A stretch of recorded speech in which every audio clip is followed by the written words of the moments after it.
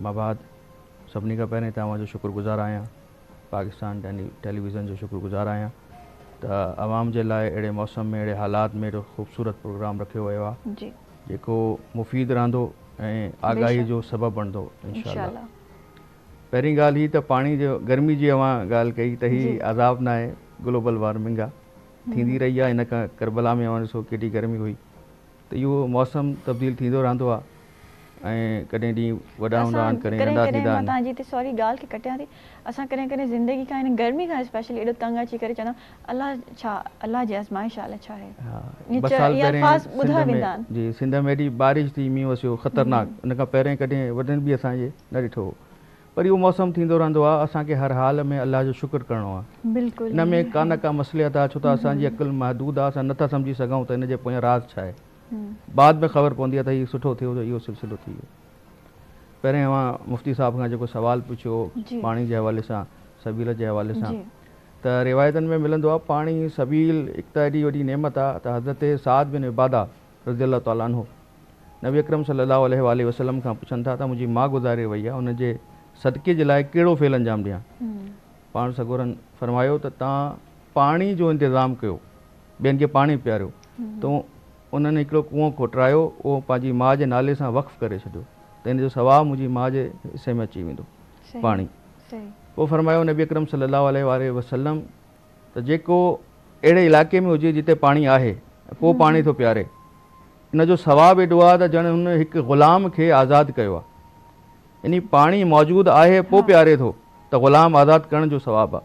ऐं अहिड़े इलाइक़े में जिते पाणी नायाबु आहे, घटि आहे पाणी, हुते को पाणी पीआरे थो त ईअं आहे जंहिं कंहिंखे हयात अता करे छॾी आहे, ज़िंदगी कंहिंखे ॾिनी आहे। अच्छा, हिन सां गॾोगॾु मां अर्ज़ु कयां ख़ुल्क़ ऐं अख़लाक़ जी ॻाल्हि थी रही हुई त हे जेको मुआशिरे में ॾिसो त बाज़ारनि में गर्मी, रोडनि ते सड़कनि ते गाॾी हलाईंदे ड्राइवरनि ते झेड़ा घणा थी वेंदा आहिनि गर्मी में, छो त ज़हन ते असरु पवंदो आहे, गर्मी जे करे दिमाग़ सही कमु न कंदो आहे, त अख़लाक़ तबाह थी वेंदा आहिनि माण्हुनि जा, इफ़रात में हलिया वेंदा आहिनि, झेड़ा थींदा आहिनि।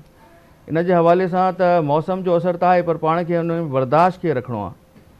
जेका आयत मां सूरह आल इमरान जी मुंहिंजे साम्हूं तिलावत करण जो शर्फ़ हासिल कयो, उन में अल्लाह पाक फरमाइनि था अल्लज़ीना युनफ़िक़ून फ़िस्सराए वज़्ज़राए, जेको तंगीअ जे आलम में बि माण्हुनि खे अता कनि था, फ़राग़ी जे आलम में बि माण्हुनि खे अता कनि था, वल काज़िमीनल ग़ैज़, ऐं गुस्से खे पी था वञनि, माना गुस्सो ई ख़तमु थी थो वञे उन्हनि जो। उहे माण्हू केरु आहिनि? वल्लाहु युहिब्बुल मुहसिनीन वल आफ़ीना अनिन नास, माण्हुनि खे माफ़ बि कनि था। तव्हां अज़ियत ॾिनी मूंखे, गारि ॾिनी मूंखे, ग़लति जुमिलो मूंखे चयो गर्मी जे करे, मौसम जे करे, मां तव्हांखे माफ़ थो कयां। वल्लाहु सब्र था कनि, बर्दाश्त था कनि। वल्लाहु युहिब्बुल मुहसिनीन, अलाह एहसान करण वारनि खे दोस्त थो रखे।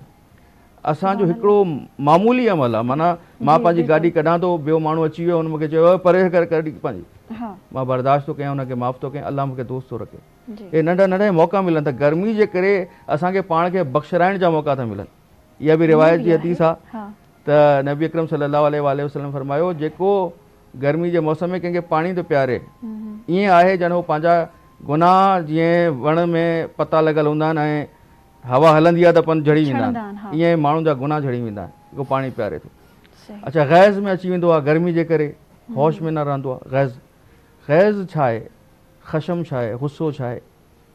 इन में जेके बि इंसान दुनिया में टिनि हिसनि में आहिनि, कुझु उहे आहिनि जो हमेशह गुस्से जी हालत में हूंदा आहिनि। अव्हांखे पंहिंजे रिश्तेदारनि में, अज़ीज़नि में पाण में मिली वेंदा, 24 कलाक कावड़ में, परे खां पधरा त ही जलाल में आहे। ॿिया जंहिं कॾहिं गुस्सो ईंदो ई न आहे। टियों, जेको गुस्सो ईंदो त आहे पर रिएक्ट करण में हद एतिदाल में रहंदो आहे, ॿाहिरि नथो वञे। गुस्सो ईंदो बि आहे ऐं जेको रिप्लाई कंदो आहे, रिएक्ट कंदो आहे, त उहो बि पंहिंजी हद में कंदो आहे। ईअं न त ॿिए क़तल करे छॾे, ॿिए खे वधीक हद खां ॿाहिरि निकिरी वञे। पहिरियों जंहिंखे सदाईं गुस्से में हूंदो आहे उहो इंतिहाई ग़लीज़ माण्हू आहे। जंहिंखे गुस्सो अचे ई नथो इंतिहाई जुबन, बुज़दिल ऐं कमज़र्फ़ माण्हू आहे। गुस्सो हुजण बि ज़रूरी आहे, इहो अलाह रखियो इंसान जे वजूद में। हर ॻाल्हि ते न, उहो मां अर्ज़ु कयो न, हर ॻाल्हि ते अचे थो, ग़लति आहे इहो माण्हू। माना तव्हांजे घर ते हमिलो थी वञे, तव्हां मूंखे गुस्सो ई नथो अचे, बुज़दिल आहे माण्हू, इंसान न आहे इहो, अचे गुस्सो। टियों माण्हू जंहिंमें गुस्सो बि आहे पर हुनखे कंट्रोल करण जो तरीक़ो बि आहे, कंट्रोल बि करे थो, निज़ाम खे हलाए बि थो। ॿाहिरि मां वञा, माण्हू सां मुलाक़ात कयां, को मूंखे चए गुस्सो अचे इंसानियत जी अलामत आहे, पर मां क़ाबू तो करे वञा हो सके। मां हिकिड़ी मिसाल ॾेई अव्हांखे ॻाल्हि अव्हां अॻिते वधाइजो। जी हज़रत मालिक एश्तर, हज़रत अमीरुल मोमिनीन हज़रत अली अलैहिस्सलाम जे लश्कर जा सिपाही सालार हुया, त ही सिपाही सालार यानी इस्लाम जा सिपाही सालार मालिक एश्तर गुज़रनि पिया बाज़ार में।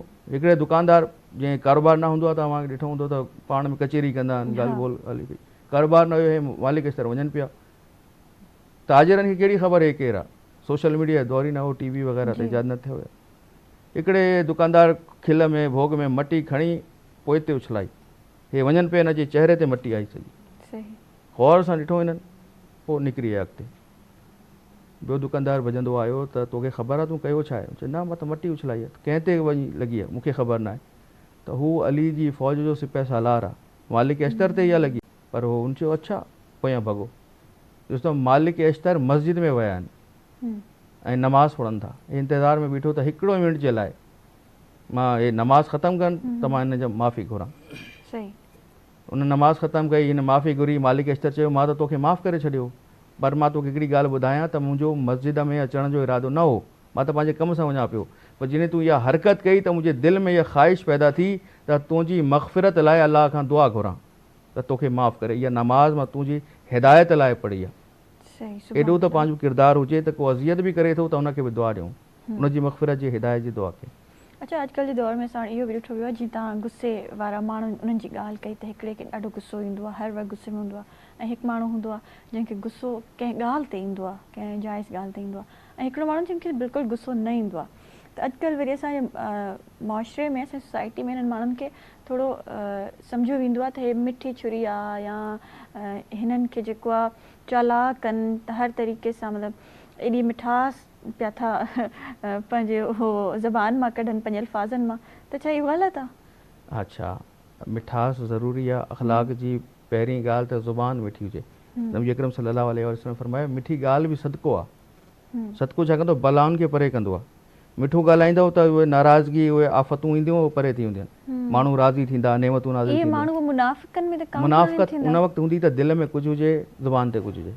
ज़ुबान ते मां तारीफ़ कयां, वाह वाह सुभान अल्लाह, छा ॻाल्हि आहे, अंदरो मां चवां त यार हे छा आहे, ॿिए सां मां गिला कयां त हीउ सही माण्हू न आहे। पर पोइ असांखे ख़बर न आहे पवंदी त केरु ईअं मुनाफ़िक़ आहे ऐं केरु सचो वाक़ई असांजो। उनजे अमल में ख़बर पइजी वेंदी आहे मूंखे केतिरी देरि ताईं धोखो ॾेई सघे थो माण्हू, कॾहिं न कॾहिं त खुलंदो, ख़बर पइजी वेंदी। अख़लाक इहो बि आहे जेको दिलि में आहे उहो ज़ुबान ते ज़ाहिर थिए। सही इंसानियत जो एतिराम दिलि सां हुजे।